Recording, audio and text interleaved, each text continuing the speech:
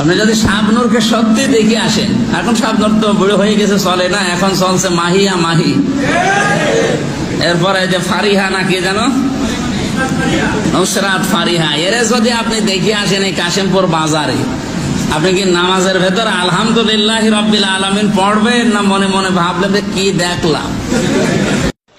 এখন সবচাইতে বিশ্বে সুন্দরের তালিকায় যাদের নাম আছে, 1 নম্বরে যে মহিলার নাম পাওয়া যাচ্ছে, ইন্টারনেট ঘাঁটবেন, 1 নম্বরে বিশ্ব সুন্দরী দুনিয়া না, 257টা রাষ্ট্রের ভেতরে চেহারের এই কাটিংটা সবচাইতে সুন্দর যার, রাশমিকা মান্দানা, নাম শুনেছেন? চেহারার কাটিং এ এখন পৃথিবীতে 1 নম্বরে আছে। এই মহিলার দিকে একটু আল্লাহর নাম নিয়ে তাকাবেন, দেখেন তো কি সুন্দর করে আল্লাহ। এটা আমি একজনের কাছে শুনে বলেছিলাম, এটা ভুল হয়েছে, মিথ্যা না, এটা ভুল হয়েছে। এটার জন্য আমি ক্ষমা প্রার্থী জাতির কাছে, আপনারা মন থেকে আমারে মাফ করে দেবেন। এরকম কথা আমি আর সামনে অন্তত বলবো না।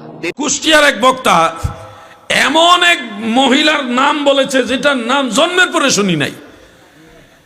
এই নাম বলার পরে মিডিয়া পাড়ায় একবার সারা দেশে বিদেশে নাড়াচাড়া বেড়ে গেছে।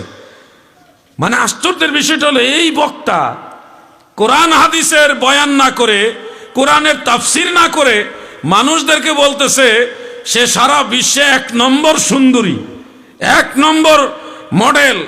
আল্লাহর নাম নিয়ে তার দিকে একবার তাকাবেন, নাউজুবিল্লাহ বলেন।